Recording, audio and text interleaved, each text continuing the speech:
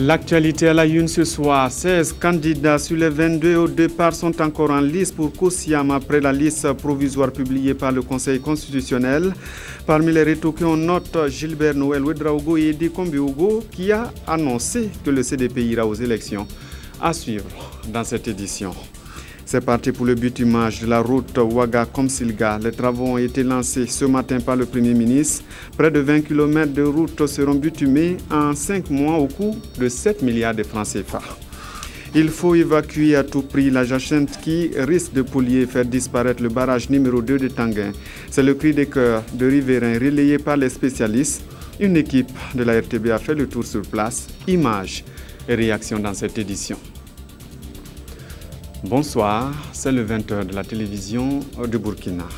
Sur les 22 candidatures présentées au Conseil constitutionnel, ce soir, le Conseil en a retoqué 6. Il s'agit des candidatures de Edi Kombiogo du CDP, de Maître Gilbert Ouedraogo de l'ADFRDA, Aruna Diko, Roland Tondé et Maria Gouretizon. Il y aura 16 candidats, en tout cas provisoirement sur la liste. Ram Ouedraogo, Ablassé Ouedraogo, Zéphirin Diabré, Victorien Tougouma, Taïrou Bari, Rochma Christian Kabore, Jean-Baptiste Natama, Sarah Sérémé, Maître Françoise Toé, Yacouba Ouedraogo, Issaka Zampalgré, Gibril Bassolé, Adama Kanazoé, Maître Benewende Stanislas Sankara, Boukari Ouedraogo et Salvador Yameogo. Malgré l'invalidation ou la rétocation des candidatures de ces militants, le CDP ira tout de même aux élections. C'est l'annonce faite ce soir par le président du parti. Edi Kombiogo s'est adressé aux journalistes à l'issue d'une rencontre à Ouagadougou. Jacques Lamissa Tarbaga. Le CDP, le Congrès pour la démocratie et le progrès, revise sa position. Contrairement à ce qui avait été dit à la conférence de presse de mercredi, l'ex-parti au pouvoir compte remplacer les candidats exclus de la course. Le CDP menaçait de se retirer des élections. Nous avons des organes qui décident. Si nos organes décident de continuer les élections et de changer nos candidats, c'est ce que je vous apporte. Nous allons toujours consulter. Nous avons concerté déjà quelques organes. Il reste un dernier organe à consulter et nous aurons la décision définitive. L'on se souvient également que le CDP et ses alliés avaient appelé à une désobéissance civile pour contester la décision du Conseil constitutionnel. Aujourd'hui, le président du parti affirme qu'il s'agit d'exprimer simplement une insatisfaction. La désobéissance civile, c'est pour montrer notre insatisfaction à ce qui a été dit. Nous ne sommes pas satisfaits, mais continuer n'en étant pas satisfaits, deux choses différentes. Nous continuons la lutte, nous allierons des candidats pour les élections. En même temps, nous disons que nous ne sommes pas satisfaits des décisions. Le CDP ira aux législatives, mais pas à la présidentielle. Son candidat Edi Kombiogo ne fait pas partie de la liste des candidats publiée par le Conseil constitutionnel ce samedi. Voici qui devrait plaire au mouvement citoyen africain pour la Renaissance qui demande de la retenue aux partis politiques dont les candidatures ont été retoquées cette semaine par le Conseil constitutionnel. Pour le cas, il faut travailler à sauvegarder l'ordre public. C'est le message livré aux journalistes ce samedi au cours d'un point de presse. Yacouba Gamine, Drissa Ouedraogo, Dramandadia. Le CAR s'insurge contre les récents appels de l'ex-majorité à la désobéissance civile suite à l'invalidation de certaines candidatures par le Conseil constitutionnel. Nous appelons de ce fait tous les patriotes, jeunes révolutionnaires progressistes de tous bords à s'unir pour faire ombrage à toute velléité de déstabilisation et de boycott des élections à venir. Et si dans les jours à venir, la situation sociopolitique exige que nous sortions pour défendre les acquis de l'insurrection, nous le ferons sans hésitation. Et Hervé Ouattara de préciser que les citoyens africains pour la Renaissance s'intéressent aux questions politiques sans faire la politique. Cette organisation de la société civile en appelle au sens élevé de responsabilité des hommes politiques. La provocation faite par-ci, par-là, par certains partis politiques sont pour nous la preuve de l'incivisme. Aucune formation légalement reconnue au Burkina Faso n'a été exclue à moins de faire une assimilation entre formation politique et individus. C'est pourquoi nous en appelons au sens élevé de responsabilité de certains responsables politiques et rappelons par la même occasion que le CAR tient rigoureusement au strict respect de la date du 11 octobre 2015 pour la tenue des élections couplées législatives et présidentielles. Les membres du Citoyen africain pour la Renaissance disent donc suivre de près avec beaucoup d'attention l'évolution de la situation sociopolitique actuelle. Autre point de l'actualité ce soir, Ouagadougou comme Silga sera bientôt recouvert de bitume et de goudron. Le lancement des travaux de construction a eu lieu ce matin en présence du Premier ministre, chef du gouvernement. La promesse avait été faite le 21 janvier dernier par le gouvernement au cours du Conseil des ministres délocalisé. Mokhtar Ouedraogo, Evelyne Dabiri. Ce coup de pelleteuse donne le top de départ des travaux de bâche de la route Ouaga-Komsilga. Ce tronçon long de 18,5 km dessert les arrondissements 6 et 7 de Ouagadougou et prend fin dans la commune de Komsilga. Et cet aménagement va améliorer les échanges entre la capitale et cette zone périurbaine, de même que l'accès de cette population aux structures sociales et sanitaires. C'est une route dont le bitumage était long à la population. Les entreprises qui ont été sélectionnées, nous espérons qu'elles vont faire un bon travail et que l'ouvrage qui sera réalisé sera donc un ouvrage qui va contribuer immensement au développement économique de cette localité. Un projet qui satisfait les riverains. C'est impraticable, surtout quand tu as un malade à évacuer. Son aménagement est une grande joie pour nous.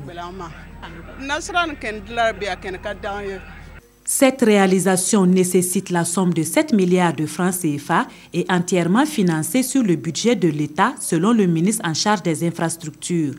La société Agetis, l'agence des travaux d'infrastructure du Burkina, est en charge de sa réalisation en 5 mois.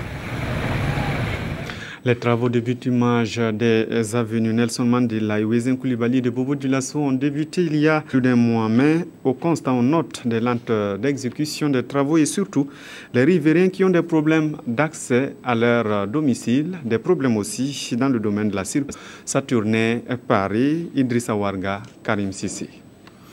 Petit à petit, l'avenue Nelson Mandela de Bobo Dioulasso est en train de prendre forme. Sur le terrain, toute la longueur de la chaussée a été entamée. Il en est de même en ce qui concerne les caniveaux. Plus d'un mois après le démarrage des travaux de bitumage, le taux d'exécution est estimé à 20%. Mais nous, nous avons des pluies qui ralentissent considérablement les travaux. Ça pouvait aller mieux que ça. Seulement, c'est la pluie qui fait que l'élan est un peu freiné. Pour les riverains, les travaux connaissent une certaine lenteur ces derniers temps.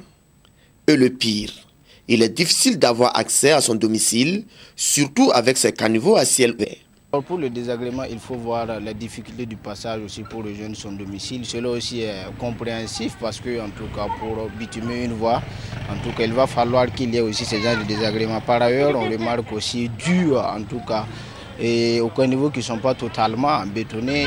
À cela s'ajoute en tout cas le fait qu'il y a quelques inondations dans les maisons qui sont à proximité de la voie. Et également, il faut s'ajouter qu'il y a une paralysie de nos activités économiques. Nous avons ouvert des fouilles, les caniveaux, on les a ouverts. Mais dans les prochains jours à venir, il y a des dallettes qui sont en train d'être confectionnées au niveau de la base. Dans les jours à venir, nous allons poser ces dallettes-là devant, au fur et à mesure devant les concessions pour que les gens puissent avoir accès à l'eau. Sur l'avenue Wezen Koulibaly, en plein centre-ville, le constat est presque identique. Au niveau de Wezen Koulibaly, il faut dire que comme c'est une route qui est au niveau du marché central de Bobo, nous avons mis du temps pour prendre l'emprise du chantier. Parce qu'il fallait sensibiliser les riverains, les occupants, les commerçants. Je pense qu'à l'heure actuelle, nous avons entamé les travaux. Ce retard entrave selon les riverains les activités commerciales. Par rapport aux situations, nous, on pouvait les dire seulement et faire le travail vite pour que les gens puissent passer parce qu'actuellement la route là est barrée. Si on dit que le marché central de Bobo ici, c'est cette voie-là, partout c'est bloqué. Effectivement, voilà la voie là, ils ont barré, personne ne peut passer. Même le marché actuellement, depuis hier, le marché même est mou. Le directeur général de l'entreprise en charge du chantier demande l'indulgence des uns et des autres afin de pouvoir exécuter les travaux dans les règles de l'art. Le Premier ministre est entretenu avec l'envoyé spécial du secrétaire général des Nations Unies pour le Sahel, Irouté Gebrselassie, venu parler de la transition et les défis qui attendent la région du Sahel. Yacouba Gamene, Frédéric Etienne Bassenga. L'envoyé spécial du secrétaire général des Nations Unies pour le Sahel chez le ministre. Irouté Djebre Selassie dit avoir non seulement échangé avec Yacouba Isaac Zida sur la transition, mais aussi sur les défis par le Sahel. Nos échanges ont surtout porté sur les défis auxquels est confrontée la région du Sahel et des interventions nécessaires pour y faire face. Donc c'était dans un contexte régional autour du mécanisme qui a été établi par les 5 pays du Sahel, la Mauritanie, le Niger, le Mali, le Tchad et le Burkina. Le G5 Sahel, c'est à propos de cela qu'on a plutôt échangé. Donc nos propos ont surtout porté sur l'aspect régional des menaces de la région.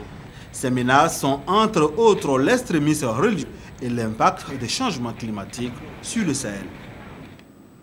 Un cadre de valorisation des pagnes tissées africains vient d'ouvrir ses portes à Ouagadougou sous la présidence du Premier ministre.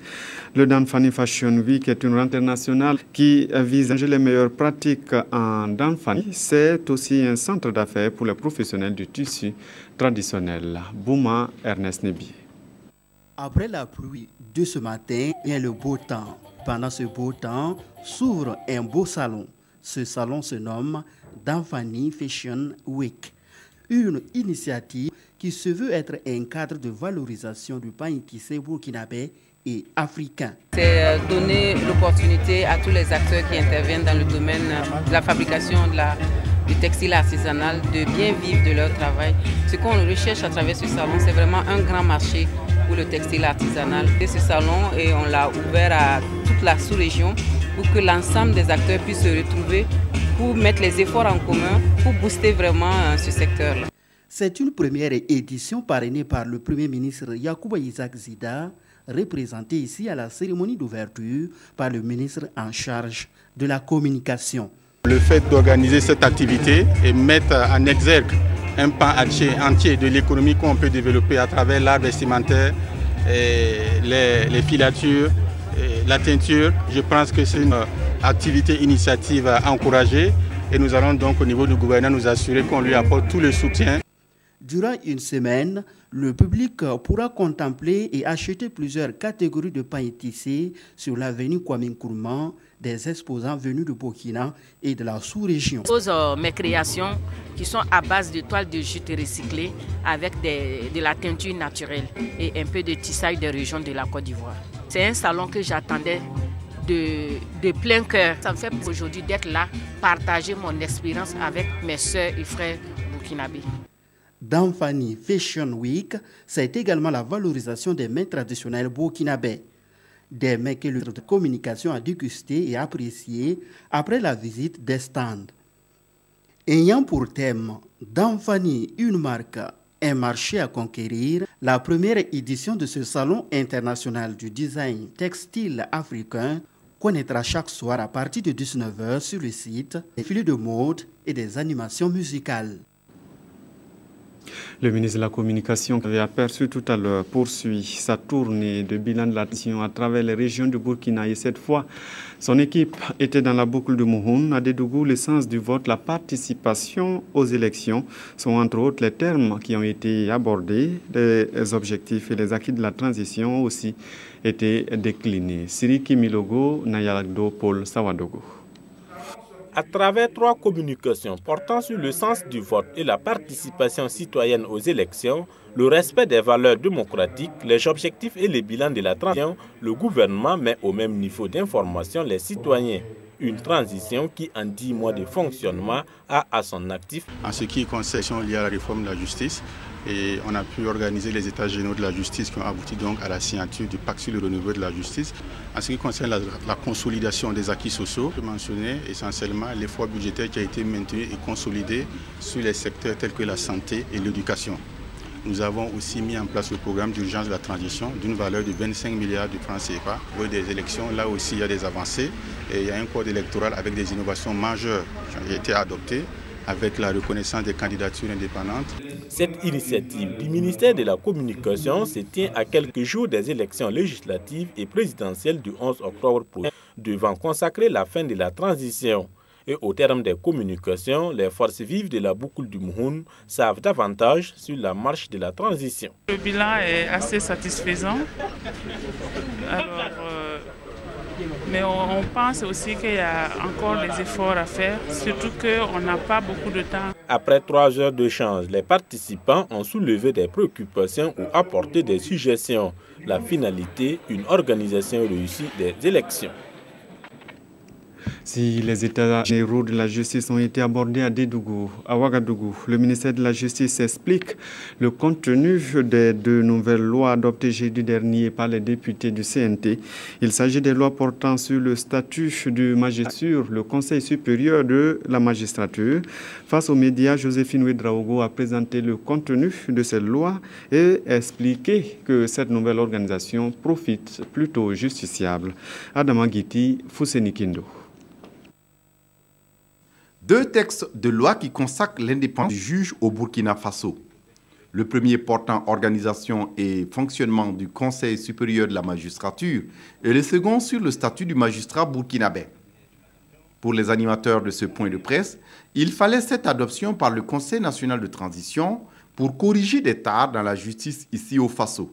Les 2 textes de loi organiques, donc portant respectivement organisation, composition, attribution et fonctionnement du CSM, et statut de la magistrature, visent à répondre aux grands maux qui minent le système judiciaire et qui ont induit au fil des ans une rupture de confiance entre la justice et les justiciables, rupture consommée lors de l'insurrection populaire des 30 et 31 octobre 2014, où l'on a connu vraiment des dénonciations graves contre la justice, mais l'incendie du palais de justice Bodjulasso.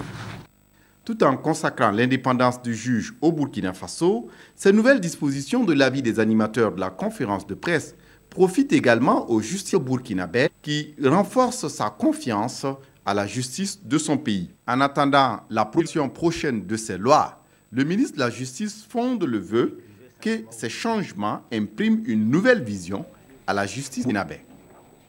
La justice burkinabé justement qui pourrait avoir la bandit dans la police et la gendarmerie de Banfora a été arrêté au cours d'une descente dite musclée.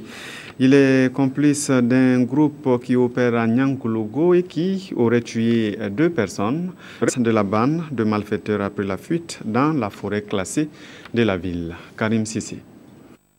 Un Kalachnikov, un pistolet de fabrication locale, à Goul, des missions, des matériels informatiques et 17 téléphones portables. C'est entre le butin de la mission des forces de police gendarmerie de la région de Cascade. Une mission suite à une série d'attaques à main armée perpétrées dans la commune de Nyankoloko, occasionnant 2 morts. Les efforts menés sur le terrain ont permis l'appellation d'un complice. Domicilié à Tampere, au moment où ce dernier était allé pour payer des ravitaillements pour le compte des armées. C'est ainsi que les bandits armés qui ont été localisés dans la forêt classée de Nyangologo ont subi l'assaut de l'unité d'intervention de la compagnie républicaine de sécurité CRS. À la suite des échanges de tirs qui ont eu lieu, les bandits armés se sont tranchés en profondeur dans la forêt classée de Nyangologo en direction de la frontière. Actuellement, des équipes seraient à la trousse des présumés braqueurs, indiqué Modibo Koulibaly, directeur régional de la police des Cascades. Un directeur qui n'a pas manqué de saluer le soutien des associations des chasseurs d'oiseaux des Cascades dans cette traque des bandits. Pour son premier congrès, le syndicat national des animateurs de la vie scolaire n'y va pas du dos de la cuillère. Il dénonce le système LMD, licence, master, doctorat et le continuum éducatif. Il a vu le jour à la faveur des emplois spécifiques. Kounsoum Koulibaly, Sidibi Issalankwandi. Après seulement 3 années de vie, le syndicat national des animateurs de la vie scolaire, SINAVS, marque une pause pour évaluer le chemin parcouru. Ses membres sont réunis ici en congrès avec pour objectif d'explorer les voies et moyens qui vont leur permettre d'occuper la juste place qui leur revient dans le système éducatif. Le congrès national se tient aujourd'hui dans un contexte difficile de mutation du système éducatif, mais ouvrant de véritables défis que nous nous devons de relever, notamment le continuum et le système LMD dans nos universités. Pour y parvenir, le CS entend peser de tout son poids auprès des autorités. Le syndicat pense même que la période électorale qui s'annonce est propice pour intéresser ceux qui aspirent à diriger le pays à la question de l'éducation. Il nous faudra donc mettre à profit ces 2 jours de réflexion collective pour analyser au mieux le contexte, le sens des mutations en œuvre dans notre société. Les congressistes mettront à profit ces 2 jours pour une introspection à même de permettre à leur corporation de faire des propositions pour rendre leur syndicat plus opérationnel.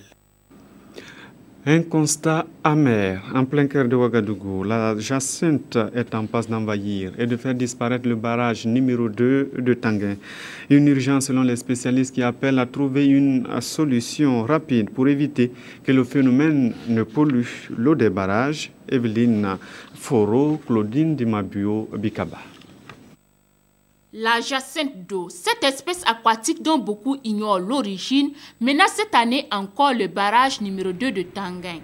Elle menace aussi l'environnement et les activités humaines comme la pêche. Ce sont des feux de méchants, hein. Ils boivent trop l'eau là. Il n'est pas bon avec l'eau. Nous aussi, on est là pour essayer d'enlever. Mais si les fleurs la poussent, les fruits là vont tomber, après ça va les pousser encore. Si on nettoie seulement, l'année prochaine, les pousser. Depuis 1990, cette plante impacte négativement l'écosystème burkinabé de l'avis des spécialistes. Si cette plante envahit, elle contribue négativement à empêcher les autres espèces d'accroître. Il est donc urgent de procéder à la protection des eaux du barrage de Tanguin, ce qui pourrait passer par l'enlèvement pur et simple de cette espèce par une opération spéciale. Mais il ne suffit pas d'arracher et exposer auprès de l'eau. Il faut l'arracher et enfuir à des lieux sûrs pour être sûr que la plante ne va pas suivre le ruissellement de l'eau pour contaminer d'autres. Le seul moyen pour lutter contre cette plante, c'est la lutte physique et la lutte mécanique. Pour barrer la voie à sa prolifération dans les retenues d'eau, il faut éviter de jeter les déchets plastiques, les ordures ménagères et autres dans les caniveaux, car ce sont ces mêmes déchets qui sont transportés dans les barrages pendant l'hivernage. De 900 francs, toutes nos excuses pour le mois qui finit en poisson. De 900 francs, Mamadi, CMD obtient 84 millions de francs CFA. Il a remporté ce que l'on appelle le super gros lot au sein de la Lonabé, le 4+1 du vendredi 21 août. La remise officielle de ce lot a eu lieu à Koudougou, à Damagiti, Jean-Emmanuel Ouedraogo. Il s'appelle CMD Tanga Mahamadi. Ce sacré vénard, résident à Koudougou, fait son entrée dans le cercle des multimillionnaires. Il vient d'empocher la somme de 84 569 000 francs CFA. À la loterie nationale burkinabé, c'est ce qui s'appelle un super gros lot. À tout juste 27 ans, le jeune homme semble encore dépassé par les événements.